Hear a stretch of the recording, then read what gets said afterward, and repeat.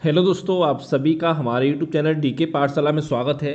दोस्तों, आज जैसा कि आपने थंबनेल देख लिया होगा, आज की इस वीडियो में हम बात करने वाले हैं दोस्तों जो आपका यूपीपीएससी आरओ एआरओ का जो एग्जाम होने जा रहा है 11 फरवरी को। यानी कि आपके एग्जाम में मात्र आपके पास 30 दिन का समय बचा हुआ है। तो दोस्तों, इसमें जो आपका जीएस का पेपर होता है उसमें पता होगा आपको कि आपके 140 क्वेश्चन आते हैं, 140 नंबर के। तो यानी दोस्तों मैं बताने वाला हूँ जीएस में आपको 80 प्लस क्वेश्चन कैसे सही करने हैं, कौन कौन टॉपिक फोर्स करना है, कहाँ कहाँ क्या क्या पढ़ना है, आपको सारी जानकारी आपको दी जाएगी। क्योंकि देखिए दोस्तों, अगर आपको प्री एग्जाम निकालना है तो आपको 80 जीएस में और 50 कम से कम हिंदी में। यानी कि अगर आपके 130 क्वेश्चन अगर आपके सही हो रहे हैं नेगेटिव मार्क घटाने के बाद, तो दोस्तों इस बात की मैं गारंटी आपको ले रहा हूँ कि 100% दोस्तों जो आपका प्री का एग्जाम है वो आपका क्लियर हो जाएगा। बस दोस्तों जो आपको बताया जाए इतना आपको अच्छे से पढ़ना है, ठीक है। और साथ देखिए दोस्तों, मैं आपको एक बड़ा भाई होने के नाते बताना चाहता हूँ। देखिए, अब जो आपका समय बचा हुआ है इसमें आप कोशिश करिए डेली कम से कम 8 से लेकर के सॉरी 8 से लेकर के 10 घंटे की कम से कम आपको स्टडी करनी है। यानी अगर दोस्तों आप जॉब नहीं करते हो, घर पर रहते हो, तो 10 से 12 घंटे कोशिश करिए पढ़ने की। क्योंकि दोस्तों इसमें मौसम भी आपका अच्छा है, पढ़ाई भी आपकी रजाई में बैठ के आराम से हो सकती है, कोई बड़ी बात नहीं है, ठीक है। तो इतनी आपको पढ़ाई करनी पड़ेगी। और देखिए दोस्तों, कुछ चीज़ों का आपको ध्यान रखना है। जैसे दोस्तों बहुत सारे बच्चे क्या करते हैं कि यूट्यूब अगर आप बहुत अपना समय बर्बाद करते हैं, तो दोस्तों वो आपको अपना समय बर्बाद नहीं करना है। अब देखिए दोस्तों, एक समय बर्बाद बच्चे क्या करते हैं, फालतू चीज़ों पर करते हैं, रील वगैरह देखने में। और एक दोस्तों जैसे कि आपका टेस्ट सीरीज हो गया, कि आप लोग क्या करते हो कि यूट्यूब पे आप टेस्ट सीरीज सॉल्व करते हो। दोस्तों वो काम आपको नहीं करना है। क्योंकि दोस्तों जितने समय में अगर आप यूट्यूब पे कोई टेस्ट सीरीज सॉल्व करोगे, जितने समय में आपको 20 से लेकर के 25 क्वेश्चन सॉल्व करा जाते हैं, उतने समय में अगर आप बुक से करो या आपकी टेस्ट सीरीज सॉल्व करो, तो उतने समय में 150 से लेकर के 200 क्वेश्चन आप अपना सॉल्व कर सकते हो। आप तो सोच सकते हो किस तरह से जो आपका टाइम बर्बाद आपका यूट्यूब पर होता है, ठीक है। और साथ देखिए, अगर मैं इतना कहना चाहता हूँ, देखिए अगर मान लो किसी टॉपिक में पढ़ने में आपको दिक्कत आ रही, समझ नहीं आ रहा हो, तो उसको चाहो तो फिर यूट्यूब पर आप सर्च कर सकते हो। वरना फालतू चीज़ों में सारा सारा चीज़ आप यूट्यूब से पढ़ रहे हो, करंट अफेयर डेली पढ़ लो 2 घंटे यूट्यूब से, तो वो काम दोस्तों यहाँ पर अब आपको नहीं करना है। जितना दोस्तों हो सके आपको नोट्स बने हो, नोट्स से पढ़ाई करनी है आपको। और या दोस्तों जो भी आपके पास बुक्स हों जिससे आप स्टडी कर रहे हो, वो आप वहाँ से आपको पढ़ाई करनी है। अब दोस्तों देखिए, आखिरी समय में आपको देखिए 1 महीना बचा हुआ है। तो दोस्तों जो भी आपके पढ़ाई के सोर्स हैं वो ज़्यादा आपको चेंज नहीं करने हैं। जैसे ये नहीं कि आप हिस्ट्री के लिए अभी आप स्पेक्ट्रम पढ़ रहे थे, अब स्पेक्ट्रम छोड़ के आप एस के पांडे पढ़ लोगे, ऐसा काम दोस्तों आपको नहीं करना है। यानी जिस भी बुक को आप पढ़ते आओ उसी को बार बार पढ़िए, रिवाइज करिए जितना हो सके।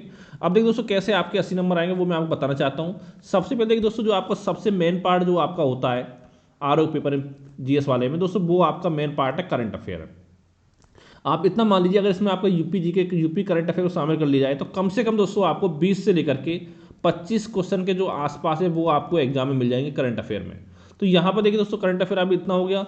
यहाँ पर दोस्तों आपको कोशिश करनी है करंट अफेयर, अगर मान लो आपके एग्जाम में 20 क्वेश्चन भी आपके आते हैं, तो 20 में से लगभग 14-15 क्वेश्चन जो है वो आपके एग्जाम में सही हो जाना चाहिए, ठीक है। अब 25 आते तो हो सकता 17-18 कर दो। अगर 20 भी क्वेश्चन अगर आपके एग्जाम में आते हैं तो 15 क्वेश्चन कम से कम आपके सही होने चाहिए। अब ये सही कहाँ से होंगे, जैसा दोस्तों मैं पहले आपको बता चुका हूँ कि आपको कम से कम आपको 1 मार्च से लेकर के यानी कि 20 जनवरी 2024 तक का जो करंट अफेयर है वो आपको लगभग पढ़ना पड़ेगा अच्छे से।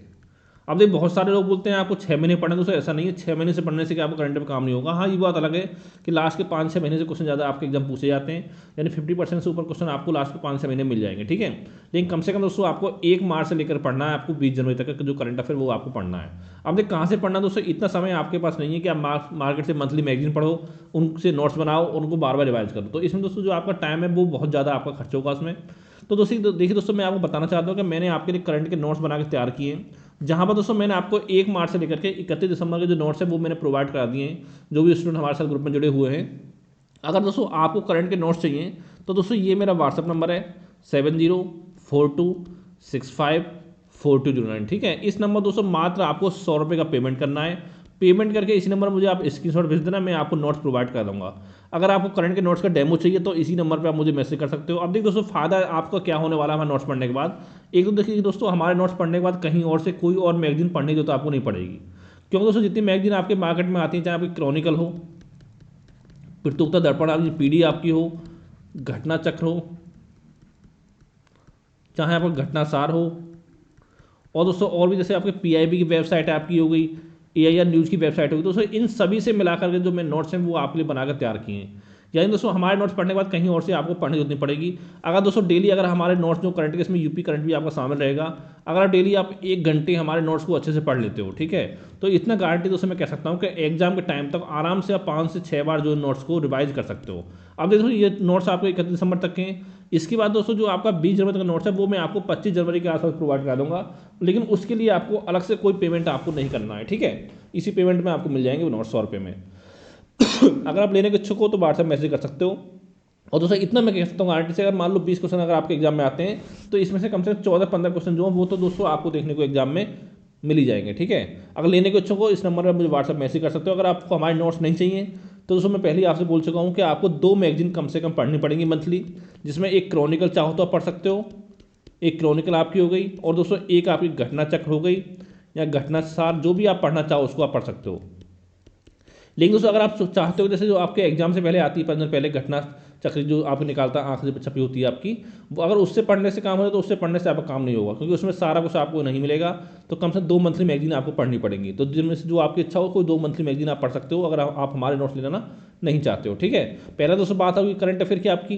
फिर दोस्तों इसके बाद देखिए जो मेन पार्ट आपका होता है दोस्तों वो आपका होता है रीजनिंग का, क्योंकि दोस्तों रीजनिंग से भी आपके 14-15 जो क्वेश्चन है वो लगभग आपके हर साल एग्जाम में आपके यानी जितने पेपर हुए आर ओ के हर बार आपके एग्जाम में पूछे जाते हैं। लेकिन दोस्तों कभी कभी क्या होता है हमें 2-3 क्वेश्चन आपके मैथ के देखने को मिल जाते हैं, तो उसकी आपको टेंशन नहीं है, वो भी थोड़ा बहुत आप देख लेना, ठीक है। और यहाँ पर देखिए 14-15 क्वेश्चन जो आपके रीजनिंग के आते हैं, यहाँ पर अगर मान लो 14 क्वेश्चन आपके एग्जाम में आते हैं तो आपको कोशिश करनी है कि 14 में से कम 13 क्वेश्चन तो दोस्तों वो आपके सही होने चाहिए, क्योंकि दोस्तों सबसे आसान जो टॉपिक बनता है वो आपका रीजनिंग बनता है। यहाँ पर एक क्वेश्चन आपको ऐसा आता है जिस पर आप फंस सकते हो, वो दोस्तों आपका आता है फिगर काउंटिंग का। जैसे आपसे पूछेगा इसमें फिगर में कितने वृत्त हैं, ठीक है, या इसमें कितने त्रिभुज है, या इसमें चतुर्भुज है, कितने वर्ग हैं इसमें, तो उस क्वेश्चन में थोड़ा बहुत फंस सकते हो अगर आप फंसना चाहोगे तो, लेकिन उसके अलावा किसी और क्वेश्चन पे आप नहीं फंसोगे, ठीक है। तो इसके लिए दोस्तों जो भी बुक आपके पास में बता दिया, आपको 10 बार चैप्टर पढ़ने, ज़्यादा आपको नहीं पढ़ने। एक मैंने वीडियो ऑलरेडी बना दिया उसमें बता दिया कि रीजनिंग में कौन कौन से चैप्टर आपको पढ़ने चाहिए, ठीक है। जो भी दोस्तों बुक से आप पढ़ रहे हो, लूसेंट आपके पास हो, अरिहंत हो, किसी बुक से आप थोड़ा बहुत प्रैक्टिस कर सकते हो। और साथ में जो आपके लास्ट ईयर पेपर हुए हैं आर ओ के, उसमें जो क्वेश्चन पूछे गए वो आप जरूर सॉल्व कर लेना रीजनिंग के, ठीक है। तो उससे आप पता चल जाएगा किस टाइप के क्वेश्चन एग्जाम में आपके पूछे जाते हैं। तो दूसरा आपका रीजनिंग हो गया। फिर दोस्तों तीसरा आपका आता है यूपी के। यहाँ भी दोस्तों 14-15 क्वेश्चन आपके यूपी जी के से आते हैं। तो इसके लिए दोस्तों या तो पढ़ सकते हो घटना चक्र की बुक आप जो आती है आपकी उत्तर प्रदेश तथ्यसार, या पढ़ सकते हो परीक्षा वाणी, जो आपको अच्छा है उसको पढ़ सकते हो। अगर आपके 14 क्वेश्चन आ रहे हैं तो कम से कम आपको 12 क्वेश्चन जो यहाँ भी आपको एग्जाम में सही करने चाहिए, तो क्योंकि बहुत आसान आपको होता है, डिफिकल्ट आपका नहीं होता है। यहाँ पर देखिए कुछ इंपॉर्टेंट टॉपिक जैसे कि आपका जनगणना हो गई, वो आप जरूर पढ़ना है कि वहाँ से 2 क्वेश्चन तो कम से कम आपको मिलेंगे। जैसे कि यूपी के आपके नृत्य वगैरह हो गए, ठीक, कौन सा नृत्य कौन से क्षेत्र का आपका है, और यूपी का भौगोलिक स्थिति आपकी हो गई कि यूपी की सीमा जो कौन कौन से राज्यों से लगती है, ठीक है, ये आपसे पूछ सकता है। जैसे पूछ सकता है सोनभद्र की सीमा किस जिले से, यानी सॉरी किस सोनभद्र की सीमा जो किस आपके राज्य से लगती है, पूछ सकता है आपसे, ठीक है। इस तरह से क्वेश्चन आपके बनते हैं। और साथ ही जो आपके झील वगैरह आपकी हो गई, वन्यजीव अभयारण्य कौन सा वन्यजीव अभयारण्य कौन से जिले में है आपका, ठीक है, कौन सा मतलब सबसे पुराना है, कौन सा सबसे नया है, कौन सा छोटा है, कौन सबसे बड़ा है। तो इस टाइप के क्वेश्चन यहाँ पर आपको बनते हैं, तो ये आपको अच्छे से तैयार होना चाहिए। जैसे अनुसंधान संस्थान पूछ सकता है कि आपका यूपी का, वो आपको तैयार कर लेना है, ठीक है। तो 12 क्वेश्चन आपके यहाँ हो गए। फिर दोस्तों इसके बाद हम बात करें अगले पार्ट की दोस्तों, फिर आपका आता है आधुनिक इतिहास, ठीक है। यहाँ पे दोस्तों आधुनिक इतिहास में अगर देखा जाए पिछले 5-10 सालों से, तो लगभग 10 से लेकर के 12 क्वेश्चन जो वो आपके एग्जाम पूछे जाते हैं। अगर जो आप थोड़ा बहुत भी अगर आप ज़्यादा अच्छे से नहीं पढ़ते हो तो कम से कम 6 क्वेश्चन तो यहाँ पे आप आराम से 10 में से सही कर सकते हो। और दोस्तों देखिए दोस्तों जो टॉपिक आपके इंपॉर्टेंट है, सबसे आसान जो इतिहास में पढ़ता है वो आपका आधुनिक इतिहास ही है। अगर आपने पहले से पढ़ रखा तो आपको आराम से 6 क्वेश्चन जो इसमें आपके आ सकते हैं। पर दोस्तों ये करना है जो आपका लास्ट टाइम में 30 दिन बचे हुए हैं, इसमें आपको बार बार रिवाइज करना जो चीज़ आपने पढ़ी है, ठीक है, जिससे कि आपको भूले ना ज़्यादा। फिर दोस्तों इसके बाद बात करते हैं हम भूगोल की। तो भूगोल भी दोस्तों बहुत ही इंपॉर्टेंट आपका पार्ट आता है भूगोल का भी, जिसमें दोस्तों 18 से लेकर के आपके 20 क्वेश्चन एग्जाम में आते हैं भूगोल से। तो यहाँ पर दोस्तों लगभग भूगोल में आपको 12 क्वेश्चन कम से कम सही करने हैं। अब देखिए दोस्तों यहाँ पर क्या फोकस करना है, अगर मैं बात करूँ आपका विश्व के भूगोल की, तो देखिए यहाँ पर दोस्तों जो आपकी नदियाँ वगैरह होगी विश्व की, कि कौन सी नदी कहाँ से निकलती है, क्या विशेषता नदी, कौन सबसे लंबी है, कौन सबसे छोटी है, ठीक है, नदी होगी आपकी, झील हो गई, और साथ ही आपको ज्वालामुखी हो गई। यानी दोस्तों जो हाल ही में आपका विस्फोट जिसमें हुआ ज्वालामुखी, उनको अच्छे से पढ़ लेना कि कौन सा ज्वालामुखी आपके कौन से देश में अवस्थित है, आपका ज्वालामुखी हो गई, घास के मैदान आपके हो गए। तो इस टाइप क्वेश्चन दोस्तों यहाँ पर आपके बनते हैं। और साथ में आपकी जनजाति वगैरह हो गई, भारत की जनजाति, और साथ में आपको विश्व की जनजाति भी पूछी जाती है।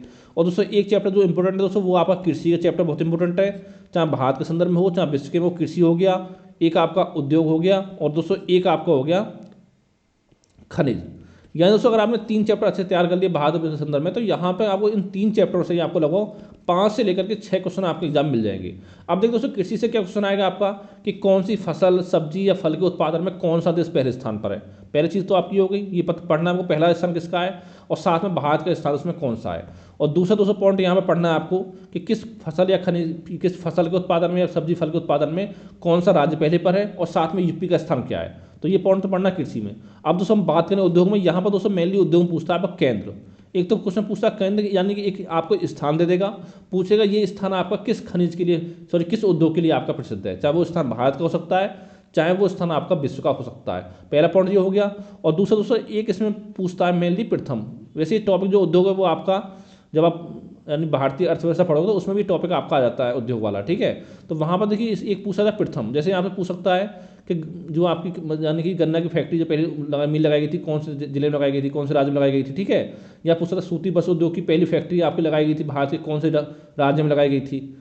ये चीज़ आपको पढ़नी है उद्योग में, ठीक है। और फिर बात करें हम आपका खनिज में, तो दोस्तों यहाँ पर देखिए यहाँ भी दो टाइप क्वेश्चन बनते हैं। एक तो आपको कोई केंद्र दे देगा, ये पूछेगा ये केंद्र जो यानी जो आपका स्थान है ये किस खनिज के लिए फेमस है, चाहे तो वो स्थान भारत का हो सकता है चाहे आपका विश्व का हो सकता है। एक क्वेश्चन कम से कम इस टाइप का आपको मिलेगा। और कम से कम एक क्वेश्चन मिलेगा आपको उत्पादन वाला खनिज में कि किस खनिज के उत्पादन में कौन सा देश पहले पर है, साथ ही भारत का स्थान क्या है, कौन सा राज्य पहले पर, और साथ ही आपका यूपी का स्थान क्या है, ये आपको हो गए। और जैसे पढ़ोगे भारत के भूगोल दोस्तों उसमें आपकी नदियाँ वगैरह बहुत इंपॉर्टेंट आपकी नदियाँ होगी, बहुउद्देशीय परियोजना आपकी हो गई, ठीक है, जनजाति आपकी हो गई। और जो जनगणना वो आपके अलग से आती है, 4 क्वेश्चन उसके आते हैं। तो ये टॉपिक दोस्तों यहाँ पर आपको पढ़ने अच्छे से तैयार करने हैं। तो यहाँ पर आप आराम से 12 क्वेश्चन एग्जाम में सॉल्व कर सकते हो 18 में से। फिर दोस्तों बात करें इसके बाद फिर छठा पार्ट जो दोस्तों वो आपका आता है जनगणना का, जनगणना एवं नगरीकरण। तो यहाँ पर दोस्तों जनगणना में आपके 4-5 क्वेश्चन एग्जाम में आते हैं। अगर 4 क्वेश्चन आपके आ रहे हैं तो कम से कम 3 क्वेश्चन तो आपके हर हाल में एग्जाम में सही आपके होने ही चाहिए, ठीक है। फिर दोस्तों बात करते हैं हम आपका 7वां जो अगला पार्ट आता है वो आपका आता है राज्य व्यवस्था। राज्य व्यवस्था में कम क्वेश्चन आपके पूछे जाते हैं, लेकिन जो आपका यूपी पीसीएस का एग्जाम होता है उसमें ज़्यादा क्वेश्चन आपके आते हैं। यहाँ पर लगभग 7-8 क्वेश्चन आपके आते हैं। अगर 7 क्वेश्चन आपके एग्जाम में आ रहे हैं तो कोशिश करनी है आपको 7 में से कम 5 क्वेश्चन आपके सही हों। अब देखिए दोस्तों अगर मान लो आपके एग्जाम में 7 क्वेश्चन आते हैं तो यकीन मानो उसमें 3-4 क्वेश्चन तो आपके जो आपके अनुच्छेद वगैरह हो गए, आर्टिकल यानी कि आर्टिकल से हो सकते हैं, संविधान के स्रोत, संविधान के भाग, संविधान के संशोधन अधिनियम वगैरह जो हो गए आपके, एक हाल ही में हुआ 106वां। तो ये सब दोस्तों टॉपिक जो अच्छे से आपको तैयार करने, संसद पढ़ लेना, राष्ट्रपति, उपराष्ट्रपति, प्रधानमंत्री, ठीक है, किस आर्टिकल में क्या काम है इनका, कौन सा पद आता है, कौन किसको अपना त्यागपत्र सौंपते हैं। तो ये सारे पॉइंट यहाँ पर दोस्तों पढ़ना। सबसे आसान तो दोस्तों जो आपका जीएस में होता है वो आपका राज्य व्यवस्था यानी पॉलिटी ही होती है, ठीक है। फिर इसके बाद दोस्तों हम बात करें आपकी अर्थव्यवस्था की, तो यहाँ पर दोस्तों ज़्यादा टॉपिक आपको नहीं पढ़ने। एक तो दोस्तों आपको 7-8 क्वेश्चन यहाँ से भी आपके आते हैं। एक तो दोस्तों आपको जो योजना वगैरह आपकी हैं केंद्र सरकारी वो सारी अच्छे से पढ़ लेनी है कि वहाँ से 2-3 क्वेश्चन कम से कम आपको मिल जाएंगे, ठीक है। योजना आपकी होगी, पंचवर्षीय योजना आपकी हो गई कि कौन सी पंचवर्षीय योजना, कौन से सर में आपकी कार्यकाल क्या था किस पंचवर्षीय योजना का, ठीक है। एक तो आपको ये हो गया। और साथ में किस मॉडल पर कौन सी पंचवर्षीय योजना जो थी आपकी किस मॉडल पर आधारित थी, और साथ ही कौन सी पंचवर्षीय योजना क्या उद्देश्य था आपका।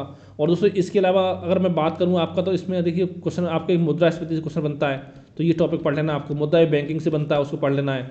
और साथ में एक आपका गरीबी चैप्टर होगा, वहाँ से क्वेश्चन आपका बनता है। तो ये सारे टॉपिक आपको तैयार करने हैं। और दोस्तों एक देखिए यहाँ पर आपका क्वेश्चन बन सकता है अर्थव्यवस्था में, पूछता है दोस्तों आपका सूची के विषय, जैसे पूछेगा कि कौन सा विषय इसमें संघ सूची का है, कौन सा राज्य सूची का है, कौन सा आपका समवर्ती सूची का। जैसे पूछ सकता है कि पुलिस जो है या कृषि जो है कौन सी सूची के विषय है, जनगणना कौन सी सूची का विषय है। तो यहाँ से भी एक क्वेश्चन आपके एग्जाम में बन जाता है, ठीक है। तो यहाँ सॉरी यहाँ पर अगर 7-8 क्वेश्चन आपके आ रहे हैं तो 7 में से क्वेश्चन कम से कम 4 क्वेश्चन तो आपके एग्जाम में सही होने चाहिए, ठीक है। फिर इसका दोस्तों अगला जो पार्ट आपका आता है जैसे पर्यावरण आपका हो गया, पर्यावरण हो गया, कृषि हो गया, और साथ में आपका सामान्य विज्ञान हो गया। दोस्तों अगर इन तीनों की बात करें पर्यावरण से 6 से 7 क्वेश्चन एग्जाम में पूछे जाते हैं, कृषि से भी 4-5 क्वेश्चन आपके एग्जाम में मिल सकते हैं आपको, और विज्ञान से आपके 12-14 क्वेश्चन आपको मिल सकते हैं एग्जाम में। अगर दोस्तों इतने क्वेश्चन आपके आ रहे हैं तो यकीन मानो 3 क्वेश्चन कम से कम यहाँ से, 2 यहाँ से, और कम से कम आपके 5 क्वेश्चन यहाँ से, 5-6 क्वेश्चन, ठीक है। यानी 3-6-3-9 तो यानी 11 क्वेश्चन कम से कम आपके इन पार्ट से आपके सही हो जाने चाहिए। और दोस्तों इसके अलावा मैं बात करूँ कि फिर आपको बचता लास्ट में एक दोस्तों आपका स्टैटिक जीके आता है, जहाँ पर स्टैटिक जीके लगभग 10 क्वेश्चन आपके एग्जाम में आते हैं। थोड़ी सी मेहनत कर लो तो 5 क्वेश्चन तो आप एग्जाम में कर ही आओगे, ठीक है। 5 यहाँ से आपके हो गए। फिर दोस्तों बचता है आपका प्राचीन और मध्यकालीन इतिहास। अगर मैं मानता हूँ मध्यकालीन और प्राचीन इतिहास दोनों को मिलाकर के आपके 7-8 क्वेश्चन आपके एग्जाम में आते हैं। तो अगर दोस्तों थोड़ा बहुत भी अगर पढ़ लोगे तो 2 क्वेश्चन तो कम से कम आप बिना पढ़े भी सही कराओगे अगर पहले से आपने पढ़ रखा है। अब लेकिन जोड़ते कितने बनते हैं, 11, 5, 16, 2, 18, 4, 22 और 5, 27 और 3 आपको 30। तो दोस्तों ये हो गया आपको 30 नंबर। 30 क्वेश्चन, और 30 और आपके 13 43 हो गया, और 12 55 हो गया, 55 से 61 होगा, 61 और 12 है आपका 73 हो गया, 73 यहाँ बन गया। ठीक है, फिर बात करें आपका करंट अफेयर में, 73 और 15 कितना हो गया आपका, यानी कि आपका लोगों बन गया 88 के आसपास बन गया है। अगर तो फिर भी आप कितना भी कर लो, देखिए अगर थोड़ी सी मेहनत कर लोगे तो 80 नंबर तो जो क्वेश्चन जो वो आपके आराम से एग्जाम में सही हो जाएंगे। और दोस्तों जो रणनीति बताई, इस रणनीति से आपको तैयारी करनी है। जैसे कि आपका सामान्य विज्ञान है तो आपको ज़्यादा समय नहीं है, तो इसको दोस्तों केवल लूसेंट से पढ़ सकते हो। ठीक है, सामान्य विज्ञान को। जैसे आपको पर्यावरण है, इसमें दोस्तों एक तो आप दिवस जो पढ़ लेना कि पर्यावरण संबंधी जो भी आपके दिवस बनाए गए हाल फिलहाल में या पहले बनाए गए आपके जितने दिवस हैं, जितने सम्मेलन हुए पर्यावरण संबंधित, और साथ ही जो गैस की कौन सी प्रदूषण कौन सी गैस की जिम्मेदार है। ठीक है, जैसे अम्लीय वर्षा किस गैस से होती है, ये सब तो पॉइंट यहाँ पर आपको तैयार करने हैं। तो दोस्तों आज की वीडियो में इतना ही। अगर दोस्तों वीडियो आपको अच्छा लगा तो वीडियो को लाइक करें, और साथ ही हमारे चैनल को पहली बार देख रहे हो तो हमारे चैनल को सब्सक्राइब करना ना भूलें। Thank you for watching.